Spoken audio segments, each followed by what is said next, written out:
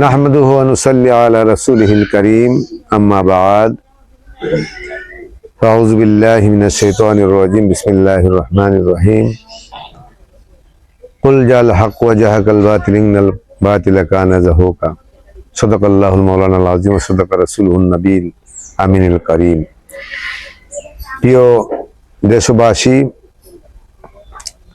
আমার এই যে এলংজুরি পিসাব বাড়ির একটু পরিচিতি আপনাদের সামনে ধরে তুলব। আমার বাবা 1973 সালে এখানে বাড়ি করেন। মূলত আমাদের বাড়ি মোরারবন, হবিগঞ্জ, সোনারগাঁও থানা, এখানে আমাদের জন্মস্থান। তা এই এলাকার মধ্যে আমার দাদা হুজুর কেবলা অনেক ভক্তবিন্দু তরিকার দাওয়াত নিয়ে আসছিলেন। তো এই অবস্থা আমার বাবা এখানে দায়িত্ব পান, এখানে বাড়ি করেন। বাড়ি করে এখানে স্থায়ী বাসিন্দার হিসাবে থাকার সিদ্ধান্ত নিলেন। নেওয়ার পরে এখানে পিসাব বাড়ি নামে পরিচিতি, সবাই চিনে জানে। এলংজুরি, ইটনা থানা, জেলা কিশোরগঞ্জ। মূলত উনি হলো আমার বাবা, যিনি আমরা পরিবার হইলাম বাবা নাসিরউদ্দিন। আমাদের পূর্বপুরুষ হলো বাবা নাসিরউদ্দিন সিপাহসালা আল মাদানী, ওনার বংশধর আমরা। তো আমাদের নসবনামা হলো বাবা নাসিরউদ্দিন সিপাহসালা। উনি মদিনার থেকে আসছেন, আসার পরে ওনার এক ছেলে, দেখবেন যারা মোরারবন মাজারে গেছেন, ওনার এক ছেলে ওনার ইয়ার কাছে, মাজারের কাছেই সিরাজউদ্দিন, বাবা সিরাজউদ্দিনের থেকে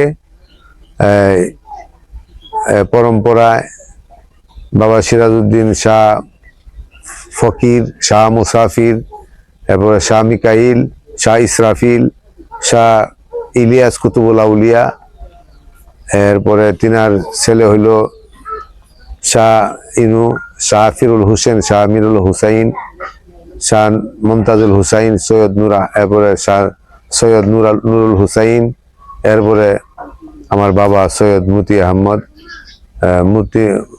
আহমদ হুসাইনি, এরপরে আমার নাম হলো সৈয়দ শেখ ফরিদ হুসাইনি। তো এভাবে আমাদের নসবনামা আছে। আমরা দুনিয়াবি কোনো কার্যকলাপ বা গৃহস্থী আরস্থি আমরা হয় না। আমরা টোটালি আমাদের ফ্যামিলি সবাই মূলত মানুষের দাওয়াতের কাজে। এখানে একজন আমার এক চাচা আছে, আপনার খালিয়াজুরি থানা অধীনে প্রসাদপুর গ্রামে, ওনার এখানে মাজার হয়েছে।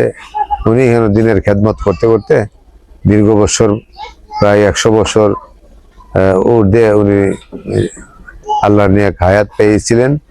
এখান থেকে দিনের আলোচনা, দিনের খেদমত করে এখানে সমাধি হয়েছেন।